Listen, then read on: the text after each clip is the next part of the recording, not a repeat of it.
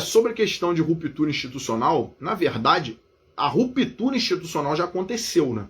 Se a gente for analisar com calma, a ruptura já aconteceu, porque nós temos hoje um judiciário que legisla, que governa, ou seja, ele já tinha surrupiado o poder do legislativo, e um dos exemplos foi na criminalização da homofobia, porque indiferente, tá? Mas eu acho que é justo, acho que não é. Eu não concordo com a forma que foi aplicado, porque se você criminaliza para um lado, você tem que ser de um alcance amplo. O que eu quero dizer com isso? Quando você fala em racismo, por mais que eles queiram colar essa imbecilidade de racismo reverso e tal, ou estrutural, que eu não concordo com isso, mas por mais que eles queiram colar isso, quando você fala em racismo, a lei ela não fala em uma raça. Então ela protege todas. Ou seja, eles querem colar uma narrativa de que branco não sofre racismo. Mas, cara, a lei não defende isso. A lei diz, se você fizer contra alguém por questão de raça, é racismo.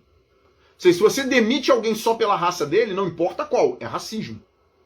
E quando eles fazem a homofobia, transfobia, sei que lá, o que acontece? O crime ele já começa a estar errado. Por quê? Porque ele dá o direito, em tese, tá? Em tese, ele dá o direito de que um hétero seja prejudicado por um homo ou um trans, o que eles queiram chamar. Ou seja, porque só há o crime unilateralmente. Ou seja, se os dois agem da mesma forma um contra o outro, somente o hétero será punido. E isso não está na lei do racismo. Ou seja, se um branco decide espancar um negro porque ele é negro e o negro decide espancar um branco porque ele é branco, ambos estão ali sendo racistas. Agora, nesse caso da homofobia, ele é um crime unilateral. E isso, gente, sempre vai dar errado.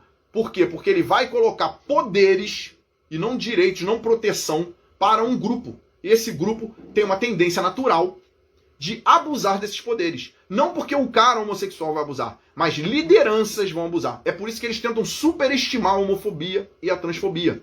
Ou seja, não é uma agressão, não é um prejuízo ao trans. É simplesmente você falar, eu entendo que mulher trans, na minha concepção, além da biologia, mas na minha concepção é um homem. Ele pode se vestir de mulher e tal, mas ele é um homem. E aí o cara bota isso como transfobia, ou seja, falar uma verdade vira transfobia, na cabeça desse grupo. E alguns julgadores abraçando essa tese, data máxima vênia, doentia. Por quê? Porque transfobia visa proteger aquele grupo e não fazer com que ele possa se impor aos outros, inclusive a negar sua consciência. Então esse é o problema. O judiciário já tinha surrupiado o legislativo.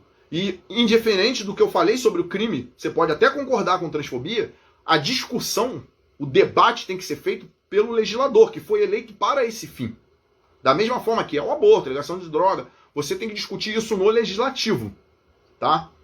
E ele também já surrupiou o executivo, quando eu não quero que nomeie esse cara, eu não quero isso daqui, eu quero isso daqui, eu quero que a verba vá e tal. Ou seja, surrupiou já o legislativo. Inclusive o Randolfo Rodrigues governou durante esses 4 anos através do Supremo, né? Junto com o Supremo, não conluio, ele pediu, o Supremo dava. E também conseguiu passar da invasão dos outros 2 poderes, porque além de invadir as competências do Legislativo, além de invadir a competência do Executivo, ele foi além. O Judiciário invadiu o Ministério Público. Eu vou investigar, eu vou agir de ofício, em um monte de casos onde o Ministério Público tem a atribuição de fazer.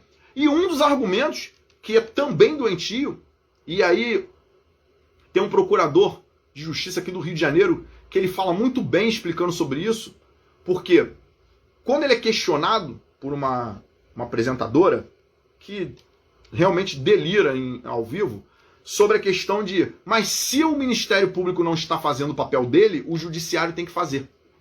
Ou seja, tem que tomar essa iniciativa. Gente, é simples. Se você toma a iniciativa numa direção, você já é parcial.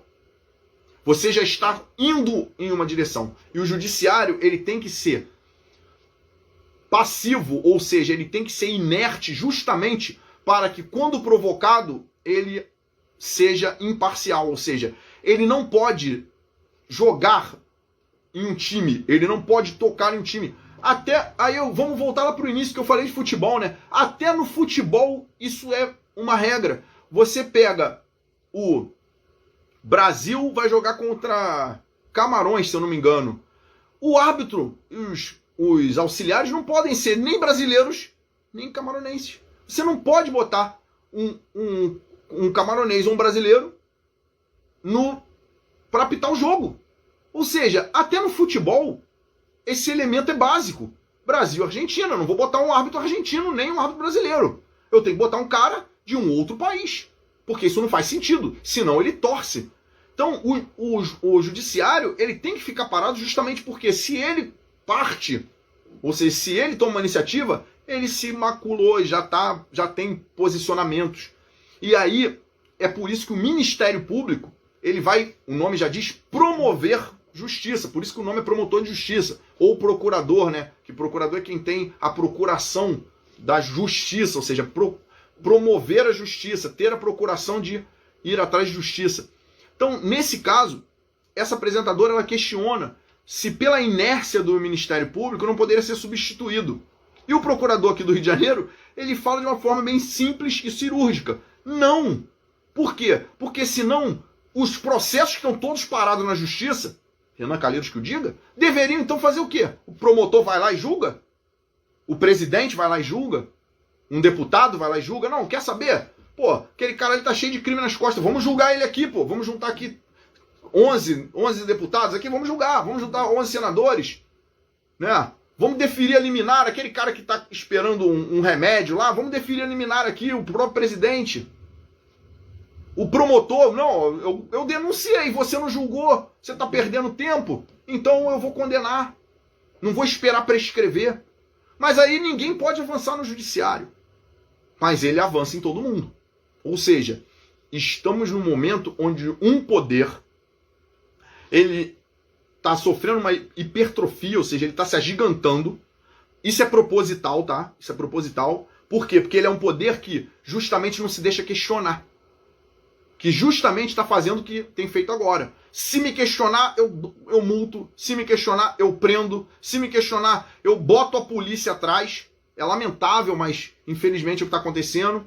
Então, o que acontece? Se me questionar, eu uso a força. E esse poder, ele justamente, por não ter essa questão da eleição, ele se coloca como totalmente ditatorial. E isso é proposital, foi aparelhado para isso. E esse é o problema. Hoje, a gente chegou nesse ponto. Então, a ruptura que foi questionada, ela já aconteceu.